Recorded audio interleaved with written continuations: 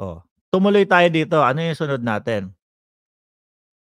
Naku eto, Kibuloy. Hmm. Sabi dito sa balita na ito mga kababayan sa Inquirer Today, no FBI extradition request yet for Kibuloy.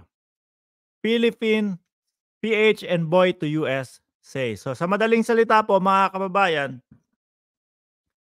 'di ba po nung isang buwan kung hindi ako nagkakamali 'no, nung isang buwan, ibinalita na, inanunsyo na po sa Estados Unidos mga bossing na talagang etong kaso 'no ni Kibuloy dun sa Estados Unidos ay ia-unseal 'no, unseal kumbaga puwede na pong makialam yung mga FBI, puwede na pong makialam yung mga, Interpol at kung saan-saan pong, sulok ng mundo para po maaresto si Kibuloy, mga kababayan. So ngayon po, wala pa din pong request, baka siguro inaayos pa mga boss chief amo sir, 'no? Baka siguro, kumbaga may mga proseso pa din po 'yan mga kababayan, eh. 'Yan yung laging sinasabi ni Kibuloy mga kababayan. Ang end sabi niya dun sa huling ano niya yung nagsasalita siya, ang ending po ng lahat ng ito mga kababayan, ano, extradition, 'no? Ako po ay gugurgurin. Nung narinig ko kay Pastor Kibuloy yun, sabi ko, pan talaga 'to ni ano, Maharlika, 'no? Ang source talaga nitong si Kibuloy ng SMNI, si Maharlika, mga kababayan. Kasi gano'n po yun, 'no? Kung sino yung lagi mong pinapanood, kung sino yung mga iniidolo mo, magagaya mo yung mga salita nung mga yun, 'di po ba?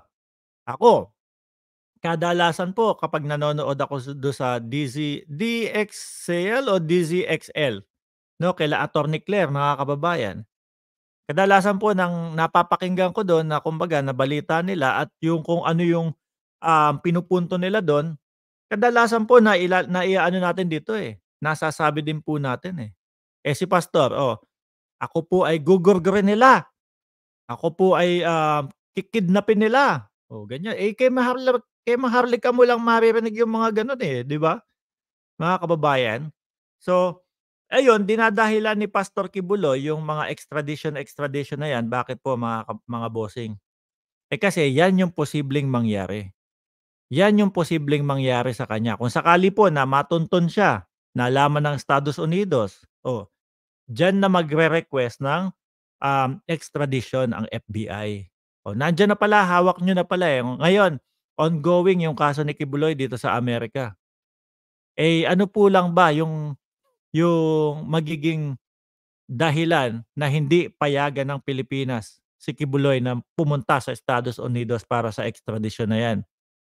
Isa po, kapagka nahatulan na ng guilty sa Pilipinas, iisipin ng Amerika o pag-aaralan ng Amerika, guilty na pala, nakakulong na daw sa Pilipinas.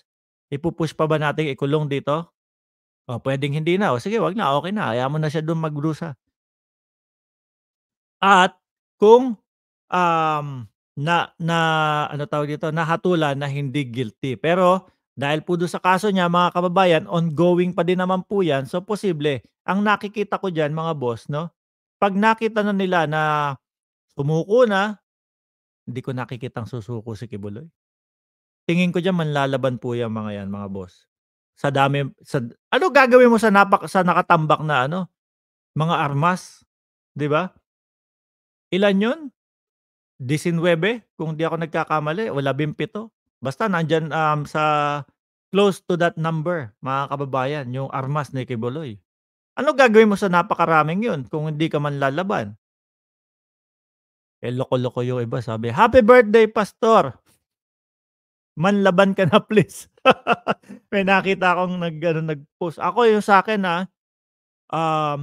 kumbaga yung sa'kin ano lang, simple lang.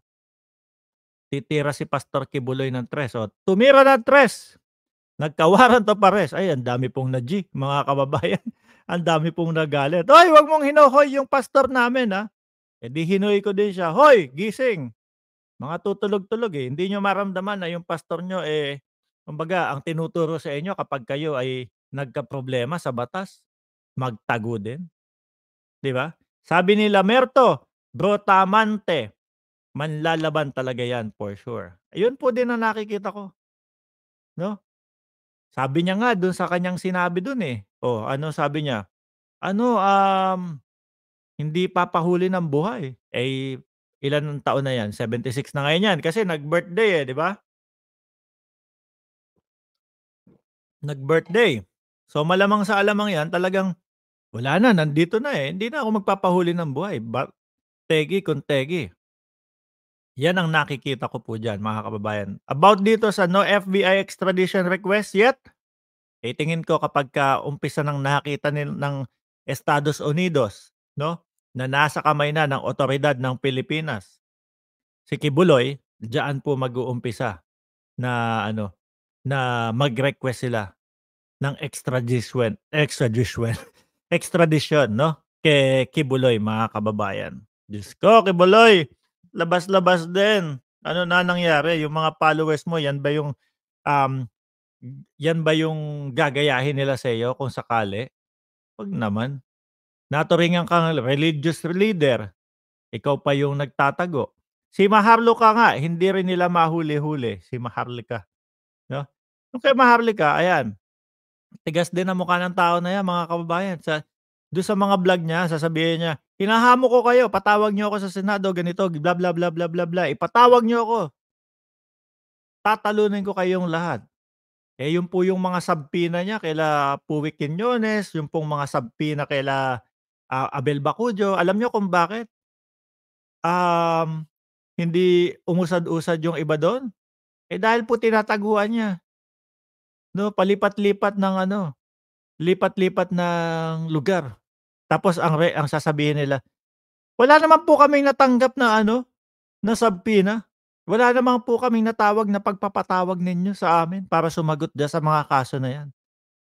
Oh, gano'n yung dinadahilan nila. Pero dapat 'no, mga kababayan, especially yung mga ganyan,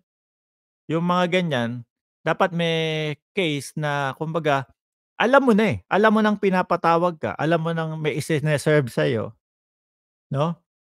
So, dapat yun na din yun para kunyari lang kung sakali 'no, yun na din yun 'no, ang ibig sabihin na nalaman mo na, na may patawag sa'yo. O kapagka ilang beses hindi sumipot, eh, yun, aresto na, warrant of arrest na, mga kababayan. Uulitin ko, mga kababayan, ang tingin ko dito yung no FBI extradition request yet, eh, dahil po siguro kalma lang sila ngayon 'no, pero kapag nalaman na nila na, oh, nandun na, hawak na ng Pilipinas si Kibuloy, o sige mag-request ka na sa kanila. Pero iniisip ko din po mga kababayan, kung sakali na nauna ang FBI extradition, mga kababayan, at pinayagan ng Pilipinas kung sakali, so ibig sabihin papasok ang FBI sa Pilipinas para kumbaga hagilapin si Kibuloy, mga kababayan. Eh, ang tanong